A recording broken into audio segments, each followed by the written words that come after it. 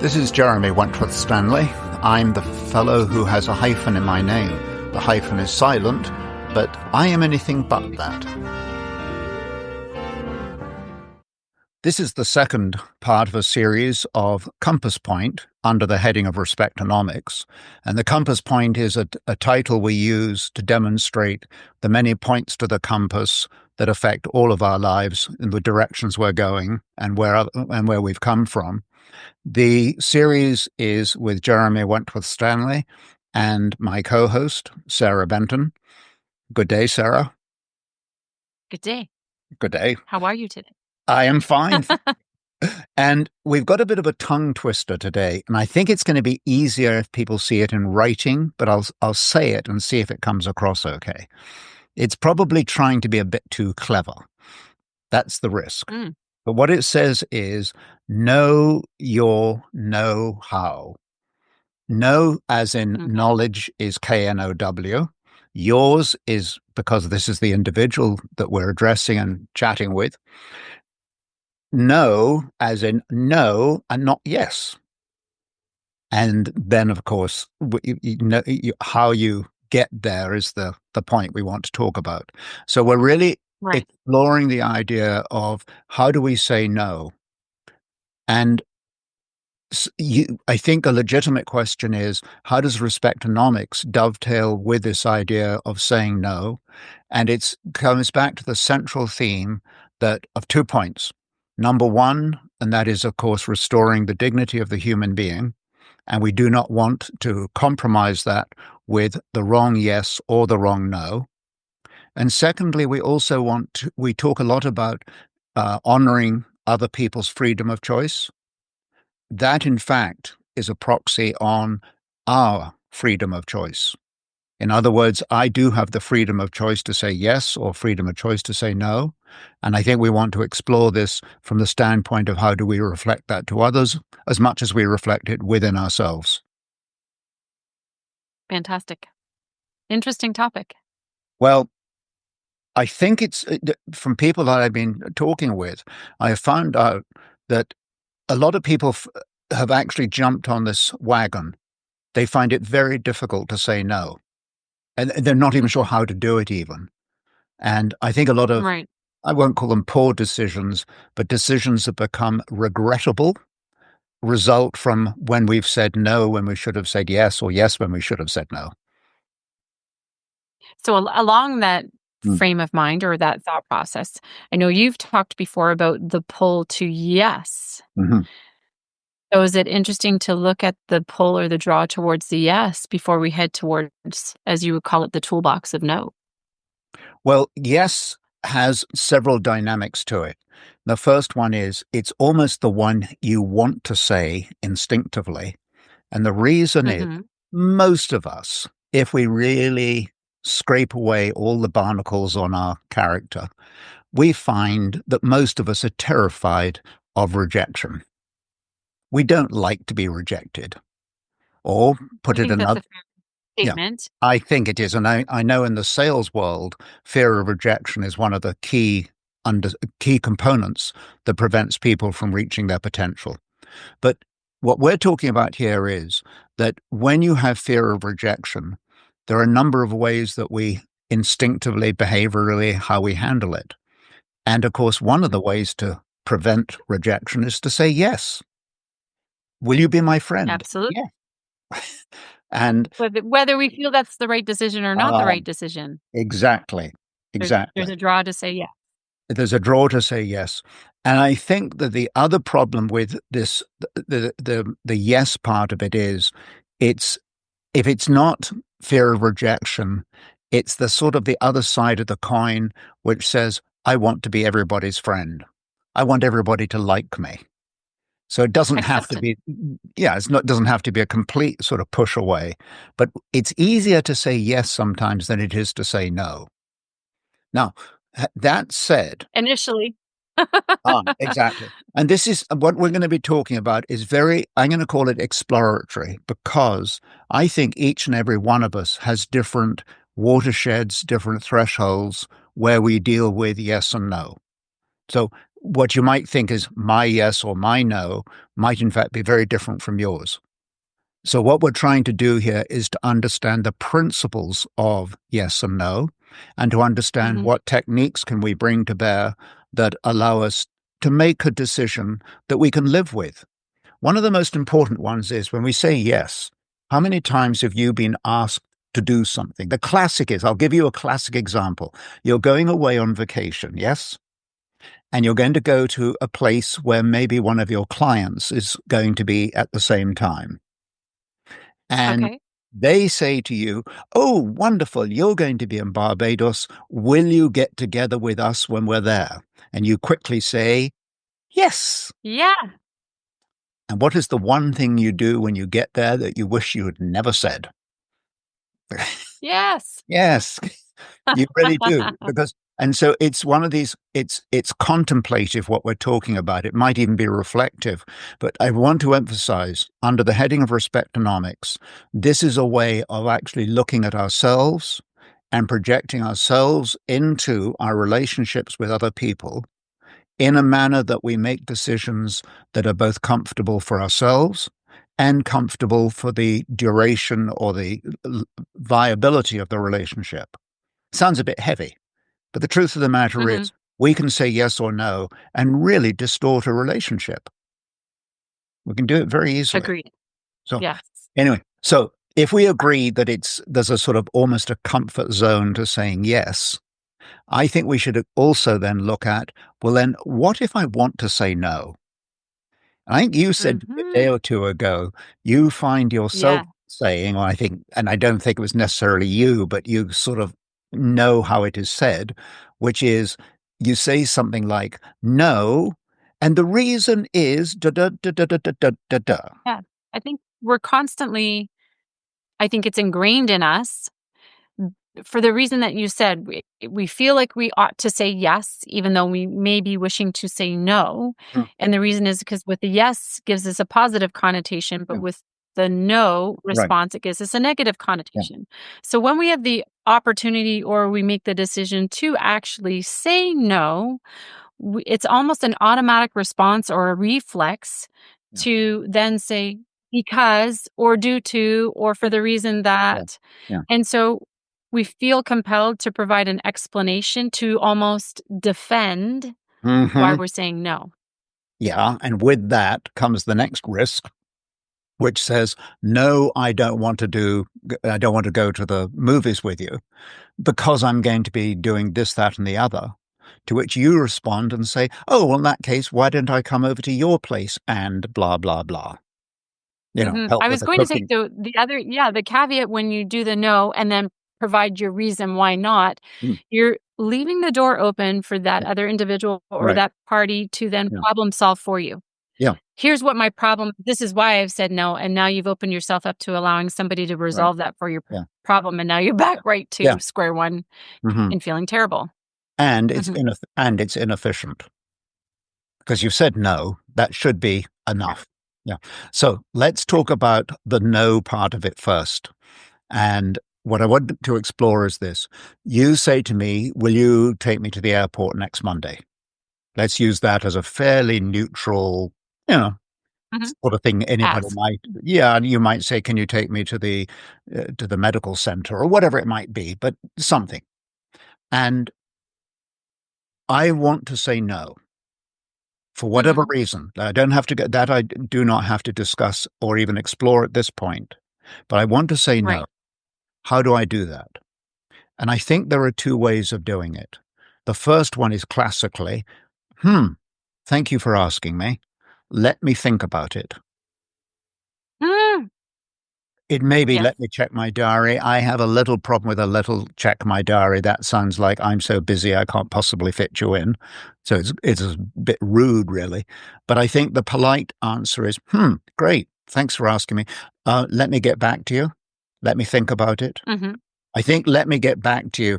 There's one risk with that. And that is that how many times in your life have you heard the expression, I'll be back to you, and you never hear back from that individual again?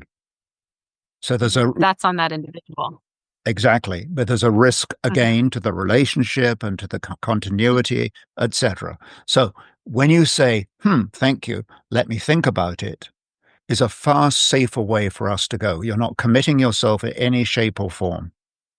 You haven't said no and you haven't said yes. And on the flip side, I would take that as let me think about it is meaning okay, is this person saying they're going to think about whether they want to or they don't want to? That's how and again, it's all perception, right? That's how I would take that away. If somebody said, let me think about it. Right. Are they thinking about whether they want to or they don't want to? Or I think in that particular case, will you take me to the airport? Let me think about it. That probably is, in fact, borderline rude, because it's sort of let me think whether you're worth it or not. I mean, there's got right. It could be, even though that may not be the intention, no, that's how it might be perceived on the other side. There's a subtext that might not be very attractive. Right. So in let that me take case, that away. But in that case, then, hey, let me check things over. I'll get back to you. In that case, that's what you have to do. But there's other times, particularly in the corporate world or the business world, a better example, you belong to a service club. Will you take on ABC responsibility? Thank you for asking me. Appreciate your confidence in me. Let me think about it. That one is totally legitimate. So you're right. Agreed. We don't need to be, and all of these answers aren't necessarily explicit, but I think what they are is they're approaches that allow us to have a little breathing room. And I must tell you something. They allow you to not respond instantly. Exactly. And here's another little gem. And you probably have seen this in the sales world, but in so many parts of our lives, that when people ask you for something and you say, let me think about it, you may not have noticed this, but a lot of times that same individual never comes back and asks you again. So will you take me to the airport? Oh, let me check things over. And that's how it's left. And they never actually call you back. You often find out you do call back in a couple of days' time or whatever it is. And they say, oh, it's okay. I don't need to go after all, or I've made other arrangements, or I'm catching the bus, or whatever it is. So in other words, that answer also has a filtering process to it, or a filtering benefit, meaning that the person says, will you do something?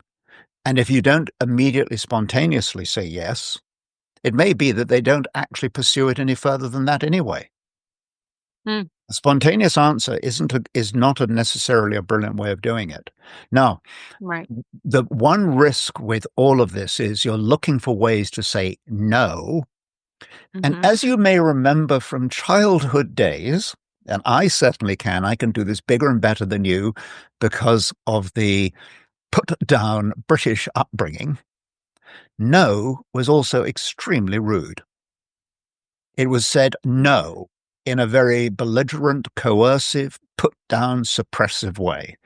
It wasn't very nice. And you remember those no's. So not saying no has a benefit of not being that repressive, suppressive, coercive self. It's a useful advantage. At the same time, let me think about it, or let me look at my alternative. Let's take a look at that. It's a good idea. Whatever you want to say to bring that to that sort of non-spontaneous point, then I think also allows the continuity of the relationship. It doesn't become a red light. It doesn't stop it in its tracks, in other words. Right. So that's part two of why we want to be able to say, let me think about it. Now, the other thing is this. When we are being asked to do something, and I say we want to say no, and we talked about let me think about it, one of the things we want to do is almost explore with the individual who's asking you this, how kind of you to ask of me. Fine. And instead of saying yes or no, it's kind of nice to say, what do you have in mind? So, for example, go back to the airport. You ask me to take you to the airport, and I say, fine, let me think about it. What do you have in mind exactly? So now I'm continuing. Well, you're gathering more information in order to make an informed decision. Instead of what I call crossing my arms and saying, tell me what exactly you mean. All I'm doing gently is, as you say, securing the information and looking at it through this filter of, hey, then I might legitimately say, 2:00 in the afternoon, I know that I'm going to be out of the country as of 1 o'clock. So that won't work. So, Right. so Unfortunately, I'm not in a position. I'm not. I mean, and that's just mathematically correct. In which case, what you're doing is there's no concept of rejection. It is, in fact, a refusal. And there's nothing wrong with refusals. Refusals are, you know, I'm not going to do it. It's got nothing to do with you or me personally. But we tend to confuse refusal and rejection. What you're trying to find out in this whole discussion is whether the individual is refusing you or rejecting you. If they're refusing you, that's just a very pragmatic part of living. Right. It's life I in the found one response that tends to work well is as well. So it's you're putting it more on yourself than the other individual. If you're saying no, instead of providing again the defensive reason as to why you cannot, is you can simply say, no, that won't work for me. Well, there's another way of saying that as well. No, that won't work for me is where this is when you sometimes, as you may know, sometimes you actually have to say that. You literally have to say, no, that won't work for me. And the Right. reason you have to say it is because the other person cannot hear your no. So you have, in that case, what you're doing is you're emphasizing that it is not going to fit with your plans or your dynamics or whatever it is. So that's fair enough. The other thing is this, though. There are circumstances when you want to say no and you're wondering how to say it. Now, I'm not talking about, will you take me to the airport? But you're on the board of a board of directors of a service club, for example. And let's just say, for whatever reason, you want to step down and step away. And you've seen those long letters that go on for 3 pages about why I no longer wish to serve on this board. And they become very incriminating of other people and of yourself. It is not a clever place to be. So, in a case like that, where there's a definitive point you want to say, I'm done, I've had enough, because there are times when that happens. That is when you say, and it's a very straightforward line, I do not wish to do this anymore. Period. Period. Fair. And you can say it in the middle of the board meeting. You can, for example, they're rattling on about something you don't agree with. And you say, excuse me, I would like to put my hand up here. I don't want to do this anymore. So I'm going to be signing off. And I don't want to do this anymore is very, very explicit. It's incredibly unrude because it doesn't give any sense of accusation. It doesn't give any sense of taking one person's. It's all about you. And all you're saying is, I don't want to do this anymore. And it's a very powerful statement. And it's, in fact, I've used it. And it's surprisingly easy to say. And the response, one of the problems we get into with yeses and nos is we know the answer that the other person's going to give us. No, we don't. We haven't got a clue how they're going to process the information. You're not a mind reader. So when you say, I don't want to do this anymore, that is a very clear delineation of who you are, where you are, and what you're doing. That's it. Right. And where you stand. And where you stand. So, exactly. So, I mean, kind of along this line of thought and thinking about this in terms of that response or that situation that you just presented, talk to me about the courage of standing. Now you have me on my favorite subject. Because one of the problems in today's, I say society, but in today's, the way we respond to one another, and I'll give you one example. Have you ever found yourself sitting and doing what I call nothing, but just sitting? You might be patting the dog, but you're sitting. And somebody says to you, oh, Sarah, what are you doing? Translation, you should be doing something. Second, and the second response is immediately, oh, I was planning my meeting tomorrow or something or other. Actually, you weren't doing anything of the sort. You were just taking time out. And society, and I'll just say society, you can say people, you can say social media. I don't call it social media any longer, by the way. I don't. Oh, okay. I call it What do you refer? I call it digital propaganda Okay. because it keeps reminding us of things that are not necessarily applicable to us, but they're being pushed in front of you all the time. So when you look at the overwhelming amount of information and you get these demands on you always to be doing something, that example I Mm-hmm. gave you when you were doing proverbially nothing was in fact a time of Right. reflection. It was a time of self-appraisal, perhaps. It could have been anything you want. But the thing is, we get this awful thing about we must be moving, we must do something. And what I'm getting at here is what, in fact, if we turn this around a little bit more around the compass, and instead of Mm-hmm. saying yes, and instead of saying no, if in fact we made an implicit decision, a decision to stand and say nothing. And so okay, I was going to say, what do you mean by Stand mean stand? stand means to say nothing. You can be fully prepared. You can have on all of the what you might call the armor you need to conduct your life in Mm-hmm. business and family and community and so on. So you can be ready to do battle, and battle's a bit strong, but ready to go to it. Mm-hmm. And in fact, though, before you do that, one of the almost magical qualities is in fact just to stand. Let me give you a couple of examples, or more than just a couple. The first one is it does require courage. It is not easy, literally, to stand. Do you remember those charges of the Light Brigade? When you saw the cavalry lining up from the big charges, and Errol Flynn there with his swords, and I can't remember all the actors now, but it was a big thing in the old days of the film director would get these big cavalry charges, and everybody was on their panoramic Technicolor scenes watching it. And what you noticed was that the line of cavalry was a straight line, and nobody stepped out of line.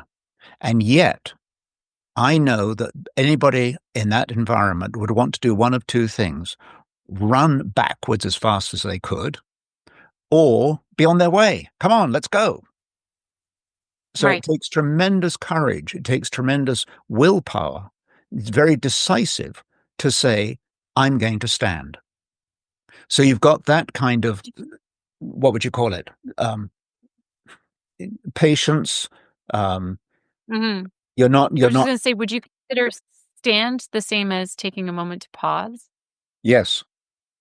You consider it I the think same? pause is a very, very good word that I think today, I mean, if you look at your heart is beating. I hope yours is beating. Can you please confirm? So far, so good. Good. Yes. Okay. Well, we'll support you. But the thing about your heart is it goes beep and then rests, beep and then Mm-hmm. rests. And it's the same in our lives. We've talked about this in Respectonomics, the Yes, entire we have. advantage of taking a rest, taking a break, taking, as you rightly call it, a pause. I think it's a Mm-hmm. brilliant word to use, that standing has a certain amount of sort of, well, I'm in my brogue shoes and I'm standing. It doesn't really mean that as much as it's taking a pause. And it's Mm-hmm. very, very disarming. Have you noticed this? I was just going to say, when you take a pause, Mhm. it can often be very disarming to a situation because Yes. it now leaves that first individual expecting you to have a response. Yep. I mean, I know we're getting a little off topic between the yes and the no, b- Mm. but it now leaves that pause where you're not saying anything and they're expecting you to kind of Yeah. retaliate, for lack of better Right. words. They almost don't know what to do Yeah. with the Well, it's true. silence, with It's that true. pause. And Yeah. Yeah. I know this isn't the time to be, let us call it political, but in the world in which we live today, where there is a great deal of, shall we say, coercion going on and bullying going on, if you get the gist of what I'm saying, with Mhm. that in mind, and it's probably always been true. But the interesting thing is, when we get assaulted, just standing is very powerful. You don't say Mhm. anything, you just stand. And, And again, it's not our natural reflex to do that. Our ah, natural is to defend ourselves. Exactly. And that's why at the very beginning of this, we said what we're talking about is approaches that are organic, they're personal, they are of the moment. There's no literally right answer or wrong answer. But I think standing is the third way, and I think it's very powerful and very underused and exhibits great maturity. So I'm a big fan of just standing. Actually, I can validate it too. I can validate it. Okay. Now, normally, at this point, I will either recite Latin or I will refer you to Shakespeare. Yes? Those are my two go-tos. Those are your go-tos, yes. Yes. Well, my go-to this time is John Milton, who wrote, as you know, wrote Paradise Lost. And I think that was in 1640 or something.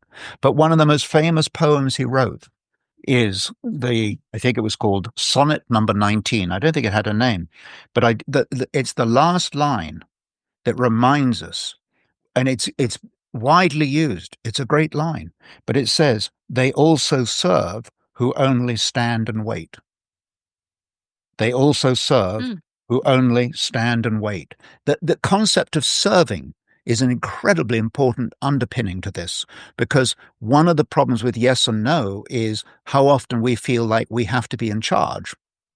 What about taking this pause, as you call it, moving to the side, taking this very quiet stand, which in fact represents the concept of being the servant rather than being the one who's pushing down and being the king or queen of the moment.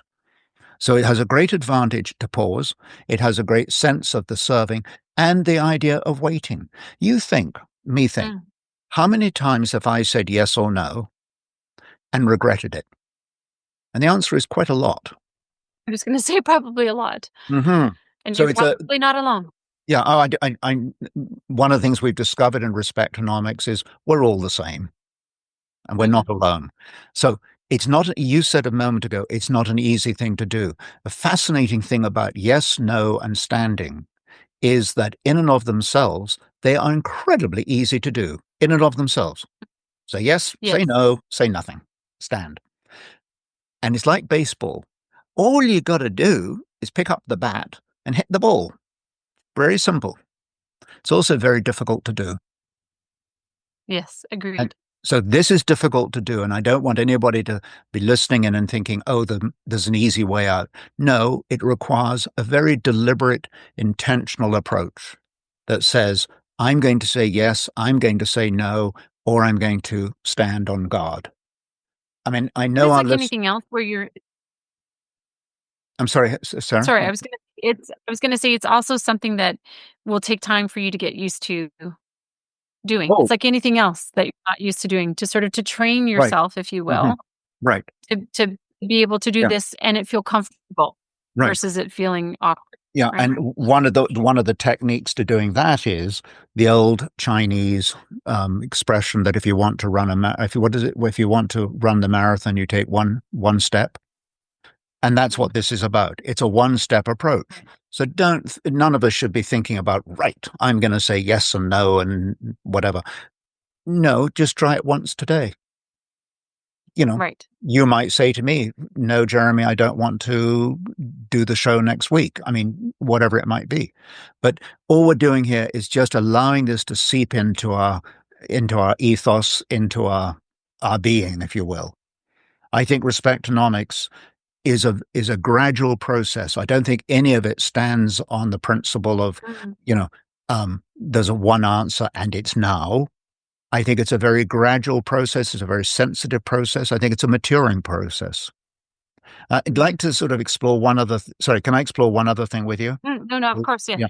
I'll tell you what I was thinking was Respectonomics has its foundational value in understanding that the human being is made up of a body and a mind and a soul. And by the way, if anybody wants to contest us on that, I read recently in the New York Times, 92% of North Americans have spiritual beliefs. All I'm pointing to is the reality that people recognize the spiritual nature of our being. I mean, we may not talk about it publicly, But the fact of the matter, and however that individual yeah, defines that for them, exactly. right? I'm not making any definitions, No. but I will put this in front of us. And it goes like this. When you say yes, that is a sort of bodily decision. That's a decision that is pleasing to the body for whatever reason. Yes, I'll take you to the Mm-hmm. airport. It's a pleasurable thing to be doing. You want to do it. The no Right. is a very mental decision. It's a very Mm. specific, thought out process. It requires mental synapses or whatever they call them to come into gear. So the yes is Mm-hmm. body, the no is more mental. It's very Mm-hmm. interesting that when we stand, when we take this position of just literally standing, it's almost a soul moment. It's a moment when the soul is allowed to breathe. It's a moment that Mm-hmm. feeds the soul. And most importantly, one of the things we've discovered in Respectonomics is when we allow all three of these parts of us, these components, to work together and to come to the table Mm-hmm. together, we get spectacular results. So, in other Mm-hmm. words, if I say to, I say, I put myself into a standing position and I say, I'm going to no, just let me stand, let me think. That in itself is a nutrient, a food, it's sustenance for the soul. And I think Mm-hmm. enables us to bring the very best of us to the table. So it's no accident that standing has this incredible value to it. Right. And I think that ties in nicely to what you refer to as relational integrity. Yeah, I mean, I think that the relational integrity that we're talking about is that I can say yes and no or stand. I can say that when I am comfortable with myself. So we talk about us being relational beings. That is absolutely fundamental to the principles of humanity. We are designed to be Right. relational beings. Therefore, by definition, the yeses and the nos and the standings are part of that process that draws us together or Mhm. separates us. But given the fact that we have this relational content in our lives, it's a brilliant way to be able to look at the integrity of oneself to find out how can I relate well to you if I don't relate well Right. to me? I think that, Mm-hmm. And I think so sorry, over I to you, say it's Sarah. a shift in mind.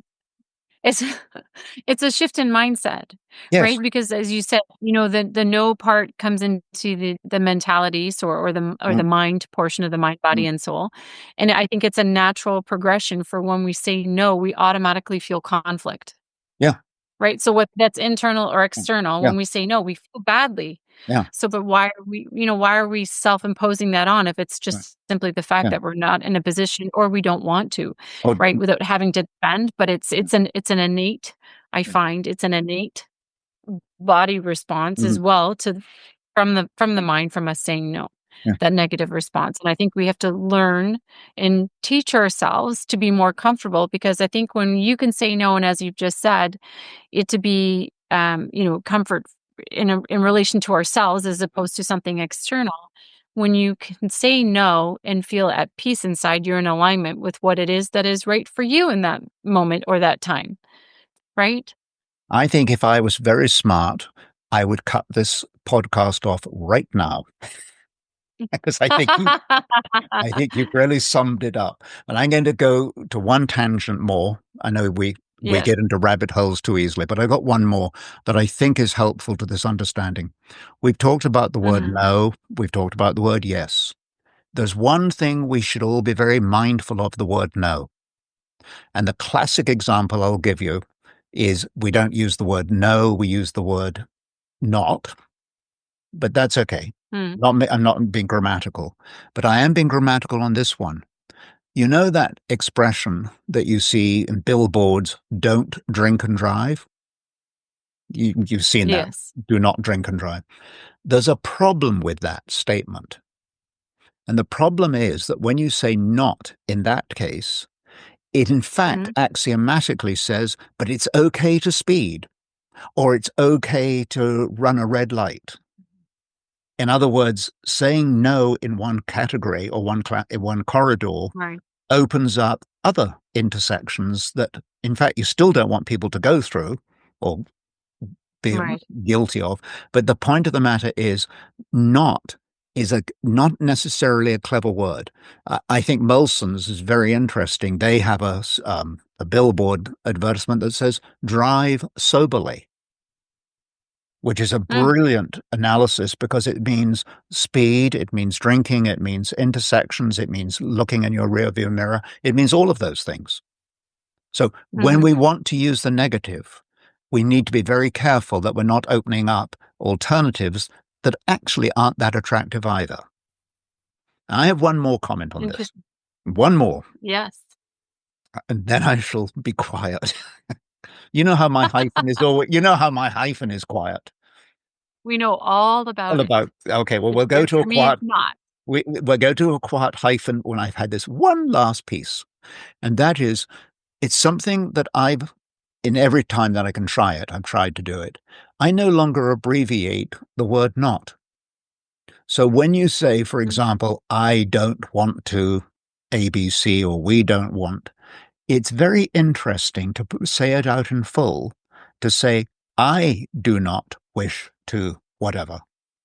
Because when you put the word not in as an explicit word that Mhm. stands alone, it takes on a very, very different conviction. It takes on a different meaning. It takes on a different definitiveness.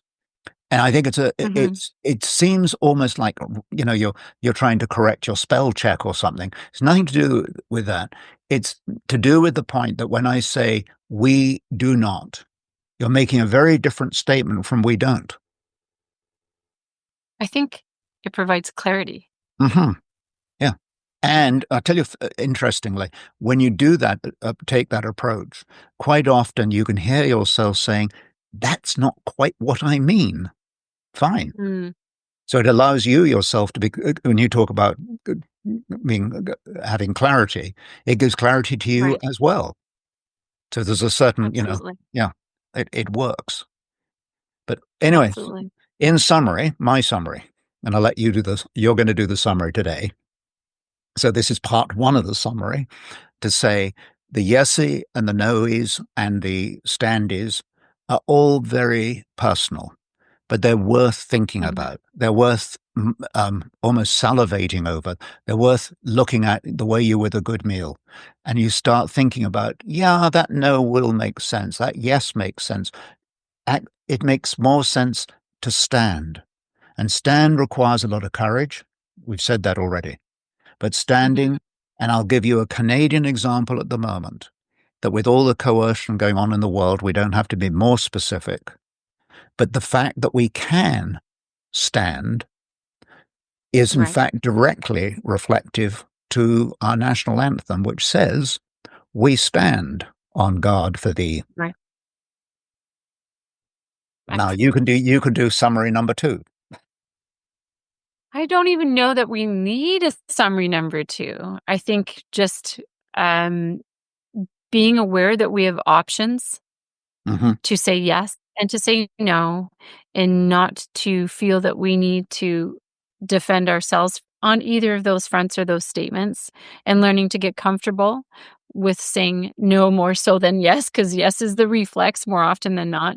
Just really getting comfortable with saying no, and that feeling in alignment with us, or feeling good and comfortable without any type of negative connotation to it, or again feeling like we need to defend ourselves. So definitely take some work. Jeremy, how can people get in touch with Respectonomics if they would like to bring a topic forward or discuss any of our topics further? Well, I think that's a very important question. And this one does get a definitive yes. People should be in touch with us. We use, as you know, Jeremy at respectonomics.com. That's the mailing address. There's also ways of getting through to us through LinkedIn and through Cool. the website. The point of the matter is, yeah, this is an issue that affects all of us. This is not restricting to Sarah and Jeremy. This is an issue of yeses and nos that can prevent a lot of pain. It can bring us far further forward than perhaps we are at the moment. And I think has a greater possibility of bringing us into a state of harmony. Right. Jeremy and at an opportunity respectonomics.com. and an opportunity for us to .com and an opportunity for us to perhaps add some more tools and resources to our toolbox. Absolutely. Because the compasses the compass has got 360 points on it. And at best, we may have covered off one point today. Right. Well, as always, fantastic chatting with you, Jeremy. Same with you, Sarah. Yeah. We say it together. We rest our case. Our case. Have a Thanks, great Sarah. day. Yeah, same to you. Bye then. Bye then.